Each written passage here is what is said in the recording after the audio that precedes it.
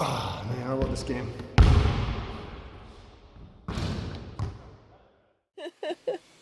How are you? Good. How's your day going? Really well. Yeah? Really well. The kids were That's so great. into studying Dostoevsky today. It was Okay. really Wow. great. Yeah. Heavy book, but they're really getting Yeah, the themes. I mean, quite literally. Yeah. Oh Oops. boy. Bear, what's going on? Hey, Pupper. Oh well.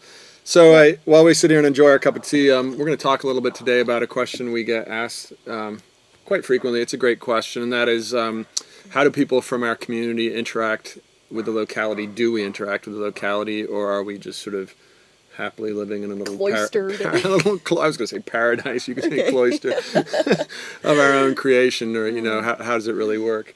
I could just say for the two of us that if it weren't for, well, we treasure the interaction we have with sure. our friends in the locality and the activities that we get drawn into.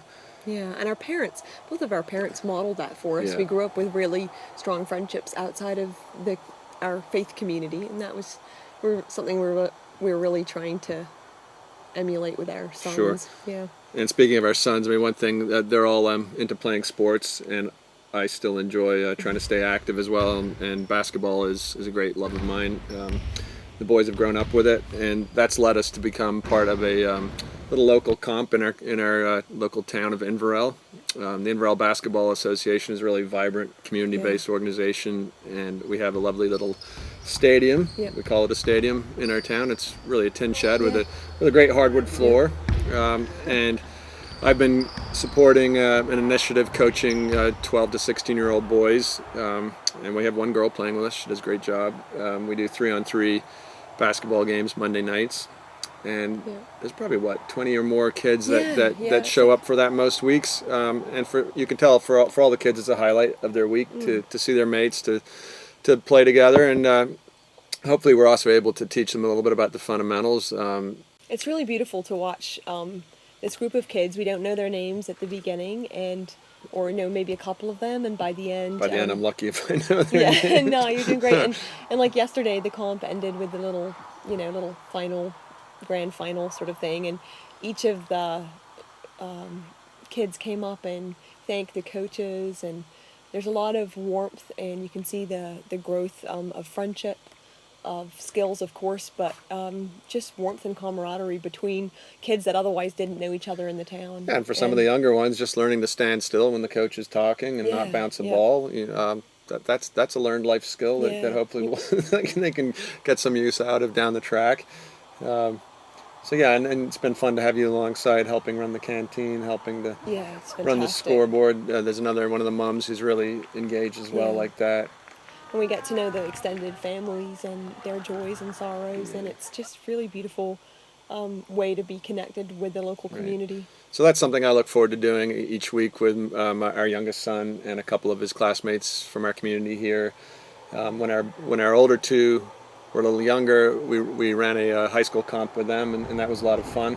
They learned a lot through that, a lot about teamwork and just hard work and perseverance. And they came through, and the one year we won, the second year we came in second. It's not all about winning, but it's fun when it happens.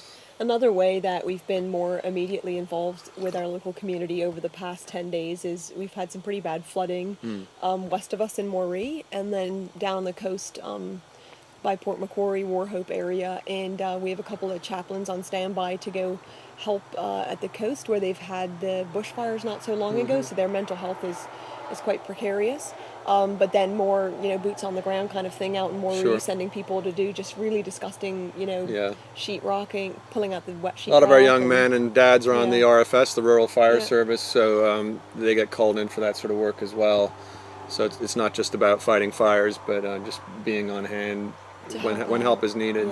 And that's something I've really noticed about the Australians, and I think most rural communities and most countries could say the same thing, but there's a very strong cohesion when things go bad, and in Australia they tend to go, Australia is a country that cannot do anything by halves. If it's raining, it's flooding. If it's dry, there's nothing, and we'll all be ruined. Yeah, it'll burn. So they have a really strong sense of community cooperation, and I think that has been very helpful during this during this pandemic, because you saw Australians who normally aren't very keen on listening to what the government says actually pulling together and listening and working together as a community to Sure. get through. There's a very strong sense of that, and I appreciate that. There's a big mythology in this Yeah. country around mateship, around the idea of helping each other out, but I think it goes a lot further than mythology, Yeah. because particularly here in the country, in the rural areas, we get to see it a lot. People are Yeah. just used to helping out, and you show up for each other, and as a Yeah. community, we definitely appreciate that aspect, Yeah. and really want to be part of that. That's what in a way, that's what keeps us going, is knowing that we can actually make a difference in the lives of the people right around us. Very small, often unseen ways, but that's where it starts, right? Yes, absolutely.